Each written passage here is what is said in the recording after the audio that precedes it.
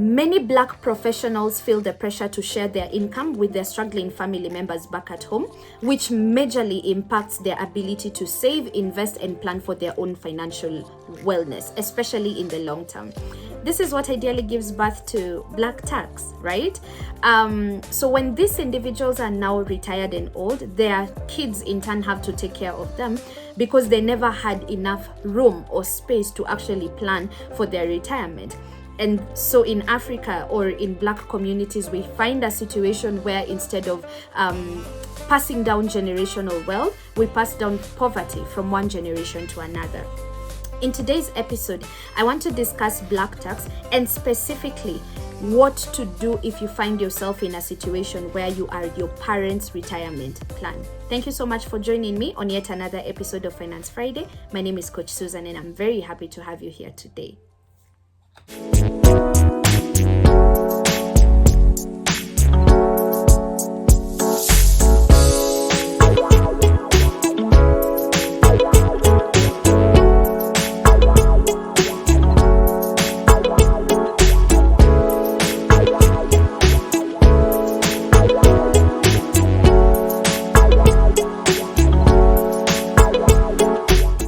So the first thing you want to do when you realize that you could actually be your parents' retirement plan is to have a very open and honest conversation about money with them.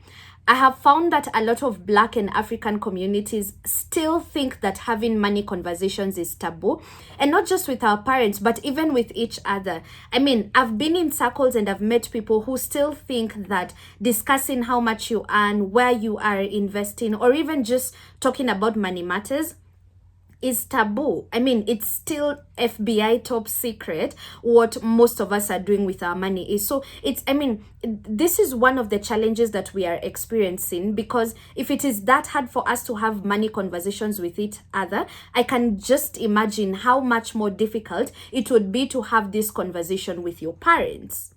Okay? Now, I've always told people that rather than rant about it on social media or talk to your friends about it, the most important people that you need to have this conversation with are the people that you are actually supporting financially. What do you need to discuss? First and foremost, what kind of support do they require and what are you able to offer? Now, depending on your personality as well as your money personality, I find that this is easier for some people than it is for others. For myself, it is quite easy for me to make, rather to be able to say no when it comes to money requests, regardless of who is asking, just because I am strong-willed as a person and I'm not very intimidated as well, right?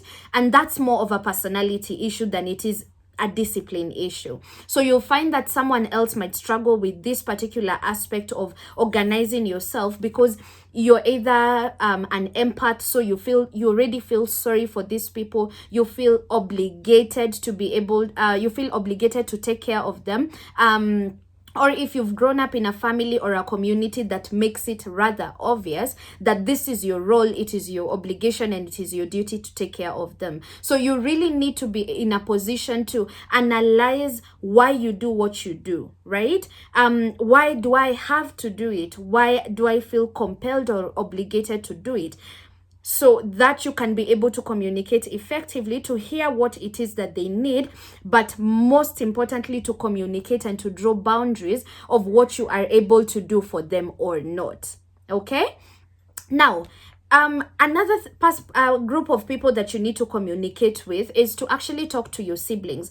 If at all you're not an only child, you need to also talk to your siblings and bring them on board, because at no particular point would it be right, or is it right, for there to be a situation where we are 2, 3, 4, however many number of siblings we are, and that all of us are earning, but it is the responsibility of only one of us to take care of the parents. You need to, if you're the one feeling the pinch, and some conversations need to be had, then you would have to bring them on board and to actually be able to bring up the conversation with them so that you can get as much help and support as you would like. Another party of people you still need to communicate to is your spouse. If at all you're married or you operate your finances in conjunction with a partner, it's very important, because black tax is one of the reasons why there's a lot of issues in marriages when it comes to finances and how they are distributed, because we are now unable to take care of our immediate needs as a family, to plan for the kids' future or our retirement, because we are still giving so much money back at home. So it's a very, now I'm not saying that this is easy. This is probably one of the hardest things that you will ever have to do, because it's not normal. It hasn't yet become normal for us to have difficult money conversations with ourselves, leave alone our parents. But it is something that you have to do. And timing really is everything. So you don't want to pick this conversation when emotions are high, when people are frustrated, or maybe there's not going to be good reception because of something else that has happened or is happening. Or you could even decide to pick it up with the parent that you feel is the easiest to talk to. So whether that's your mom or dad, or if you have a sibling that you feel can bring the message to them better than you could, ideally what we're saying is that make it teamwork. There's something that a friend of mine once asked me, and it really sobered me up with regards to black tax. Okay, she asked me, Susan, if at all something was to happen to you today, something like death, and you are no longer here or no longer in a position to support these people at all, would they actually have found another alternative, or would they have, would they troubleshoot to be able to deal with whatever it is that is happening? If at all the answer is yes, then that means that there are options for you to communicate what you can or cannot do. There are options to bring other people on board, like you, other siblings and relatives, or your spouse. And there are options to draw a boundary and to say, this much I can do, but this I cannot do. So communication is foundational when you find yourself in this situation. Stop talking to it about people who don't matter, people who will not ideally change the situation. You need to find the strategy, the techniques, and to have the tact and the wisdom to have this conversation, because without this conversation being had, all you will do is keep complaining about how black tax is messing you up. And nothing is really going to happen if you don't make noise where it matters. Communicate and make noise where it matters. That's the first thing. The second thing that you want to do is to figure out what the real numbers are. Financial support is all about the digits, is all about the numbers. I need to know, how much is it going to cost me to be able to support my family and my relatives in this sense. Other than knowing how much they need, you also need to find out, what are their income sources, if they have any, or do they even have potential to make money? I've found a lot of us are supporting family members, and maybe we could support them in maybe other ways, like creating an avenue for them to start making additional income, instead of you being the person to cater to these needs that need this income. I don't know if that makes sense, right? So you want to find out, what are their income sources? Do they have potential to make more income? The second number you need to know is, what are their expenses, like on a monthly basis? What do they have that is coming in terms of income? And then what are the expenses? That way you can be able to identify where the gap or the deficit is at. Because for me to come in and support, there has got to be something that isn't working right. It's either these guys are in a genuine deficit situation, or they're not earning at all. So you need to figure out what the situation really is. You also need to find out if they have any savings or investments. That is important, because that would ideally show you maybe one of the areas you can support them, other than just kind of like supporting for financially supporting them for the day-to-day, paycheck to paycheck kind of needs. You also want to find out what their debt status is, if they're sufficiently servicing their debt. I know a lot of people, a lot of my clients who are actually servicing chama loans and debts for their parents and their siblings and all that. Before you take on someone's debt, really understand what kind of debt is it interest bearing or not, and just find out everything. And am I actually in a position to commit to this thing until it is actually done? Because debt is another way I've seen a lot of people supporting their families. So on top of communicating, the second thing we are saying is find out what the numbers are. Okay, now, why do you want to find out what the numbers are? Because that's going to help you to have an honest conversation with yourself.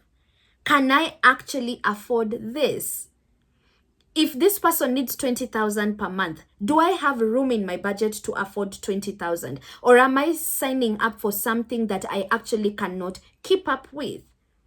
You want to know the numbers because these numbers are what are going to literally come into step number 3, which is deciding in what capacity can you help. You need to have a, if black tax or supporting your family members back at home is something that you know for a fact that even if I wanted to avoid this thing, it is here and this is the reality. I see a lot of people burying their heads under the sand and pretending that, oh, you know what, I hope, like, it's like you're just hoping that next month they won't ask you for money, or the other month they won't ask you for money. Yet you already have a proven track record that these guys call you every month or every week to ask for A, B, C. Now, instead of hiding your head under the sand, what can you do? Create a budget line on your budget to cater for extended family commitments. Now, I do have a legacy budget tracker that I have curated as a template to really help you to be able to plan for your bills, expenses, debt repayments. And one of the budget lines that is in it is actually extended family commitments, because we don't want to ignore this reality, okay? So in case you don't already have a working budget, I will put a link down in the description box so that you can grab the legacy budget tracking template to really help you to be able to plan and strategize for how much money you are able to support your family with. Because remember, we've said we are not being oblivious, we are not ignoring that this is a reality, but we need to come up with a plan and a strategy as to how to do it. So step number 3 is exactly that. Have a budget line in your budget to take care of these expenses. Remember, you've already had the talk with them. You've come a step closer and you've already established what these numbers are. Now, try superimpose these numbers into your budget to see if it works. Now, this is where the difficulty comes in. A lot of us said yes to family commitments before we had actually listed down all our bills, our expenses, our family commitments, and seen how much does this need, and am I actually able to sustain it? Now, when you do your budget and you find out that after you've entered your sources of income and now these expenses you're expected to pay, that you have a deficit in your budget, that is a clear red flag that you are actually unable to support them in the way that they need to be supported. And this is where the rubber meets the road, because a lot of us are in trouble. We are in debt. We are living paycheck to paycheck. We have zero savings, zero investments. We are in debt because of black tax. Now, I want you to really ask yourself, if at all I lose my job today, I don't have an emergency fund, I'm deep in debt and I'm supporting these people, how will I actually make it? This is one of my key motivations to saying no to things I'm unable to sustain, because my belief is that if I cannot help myself, I'm unable to help you. If I cannot fully support myself, I'm unable to support you. And this is where the difficulty comes in, because these are hard conversations. Why is it that you've taken, now I'm not speaking from a place of privilege, because I do support my family members back at home, and at some point I had to have these honest conversations with not just them but myself, and to be able to really look at what I'm able to do, right? When I put it on my budget and it puts me in a place, in a deficit, then I know for a fact I need to reduce. Now, I'm not saying completely eliminate how much money you're giving them, but really reduce that amount to an amount that you can sustain more consistently. And then now get your siblings or your spouse, or, you know, these other solutions that we've talked about, like supporting them to maybe get another source of income, and empowering your other siblings to also get sources of income, so that it can be a joint effort. Okay, so when you do have a budget, then you superimpose these figures that your family at home needs, then you're able to really have an honest conversation. Now, if you see a deficit and you do choose to proceed, then unfortunately that's a situation you have actually chosen.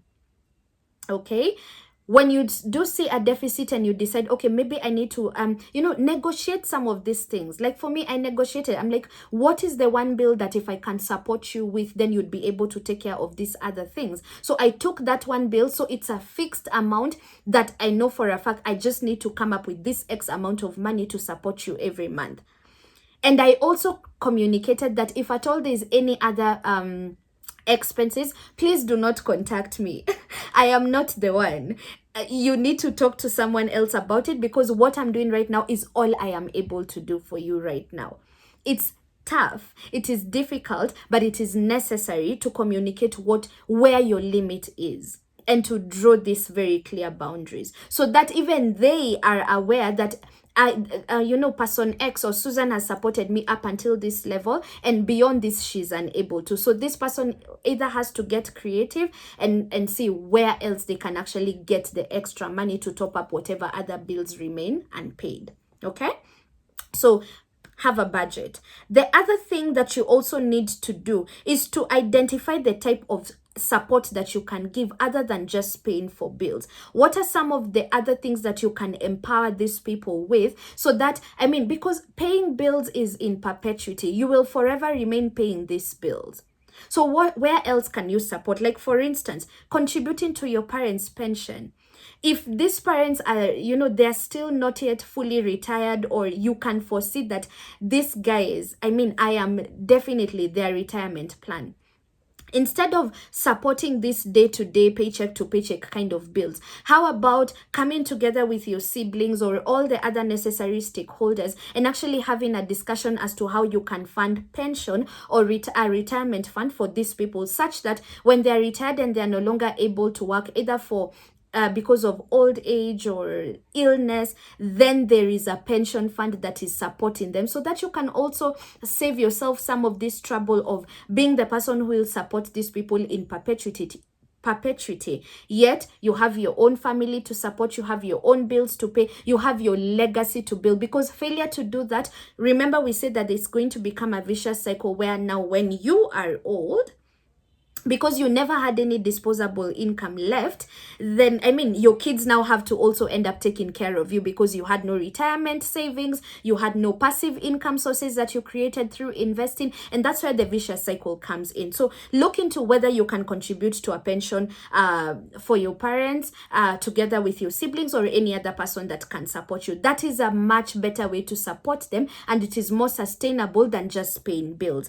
Another thing that you can do is emphasize on medical cover as a way to support these people, because most of our parents are literally one illness away from bankruptcy, and so are we. Because I would never have money sitting in accounts when my parents needs immediate medical care, right? So you want to probably look into, can we then support them in another different way, where we ensure that they have good medical cover, such that even as they age, they are taken care of, because medical emergencies are one of the reasons that drive families to bankruptcy. It doesn't matter what you've done and for how long you have done it. It doesn't matter how huge your investment portfolio looks like. If you don't have an insurance portfolio to protect that investment portfolio, then you run the risk of liquidating all your savings and investments due to one illness of a family member. Okay, another thing that you probably want to emphasize on is an emergency fund for them. So if maybe these people just keep calling you for emergencies only, like they're able to take care of their bills, but emergencies keep coming up and they're unable to attend to them because they do not have an emergency fund, this is another way you can support them in a more sustainable manner. Okay, identify a figure. So whether you're doing it alone or you're doing it together with other family members or your siblings who are able to help you support your family or your parents, then you can decide on an X amount of money that is more manageable for you, where you can be funding an emergency fund for your parents, such that emergencies don't come every month, but you'll find that every 2 to 3 months they're calling you for an emergency. Sometimes it's big money, sometimes it's really small money. So you see, when you've already set up an emergency fund for your parents, it's very easy, because sometimes when those emergencies come, you may not have the money to fund those emergencies, but because you came up with an emergency fund for them, it's very easy to just simply withdraw money from that fund and then support them in that sense. Okay, and one thing I'll say, please encourage your siblings. If you have siblings, encourage your siblings. And this is one of the reasons why I'm not happy with how Africans and African families don't discuss finances. Normalize having these conversations. Obviously, it's not going to be easy the first time you do it or the second time you do it, but it's definitely something that you can inculcate with time. All right? Finally, draw and communicate boundaries. There has got to be a place where you are able to understand that, or you're able to make them understand that no is actually a complete sentence. Okay, you don't necessarily have to explain why. And let me tell you guys something. Whenever you draw a boundary that did not exist before, there is definitely going to be opposition. That is part of life. It is normal. Welcome to adulting. Okay, it sounds very heartless when put like this, but it really is going to help and save a lot of us when you're able to understand that it's okay if they get mad. It's okay if they get offended. It's okay if they give you the side eye. It's okay if you're accused to be that child that was supported but doesn't want to support their parents. It is okay. You need to be able to understand that they have a right to react however they feel appropriate to react, but that doesn't necessarily mean that the decision you have made to draw boundaries around your money, that was wrong. Okay, so you just need to be okay with being branded the bad person for a while. Eventually what happens is that they get used to it. They start looking at different avenues or options of getting money because now you're not the go-to person. A lot of us are really in this position because you've allowed it to come this far. So identify what the boundaries are, what your limits are, and be keen to communicate that. No is a sign of maturity. No is actually a complete sentence, and it is okay for there to be opposition or bad feelings just because you said, mama, I'm unable to do this, or dad, I can't support you. I want to, but I really can't support you right now. And for that to be enough for them. Okay, so I really hope that these tips have been helpful to you. I'd really want to hear from you guys. Have you ever been in a position where black tax was really weighing down on you and you were able to come up with a compromise that worked for you as well as your family back home? Kindly, please share your details, or rather share the details of that experience in the comment section down below. I'd really love to learn and to hear from you, and for guys to really be able to learn from each other. So thank you so much for watching today's video. Remember to ask your questions if at all you have any. I'll try as much as possible to answer all of them, or as much as I can. Remember to also share, like, and to subscribe to this channel so that you can be notified anytime I do a new upload. Thank you so much for watching, and I'll see you on the next episode of Finance Friday.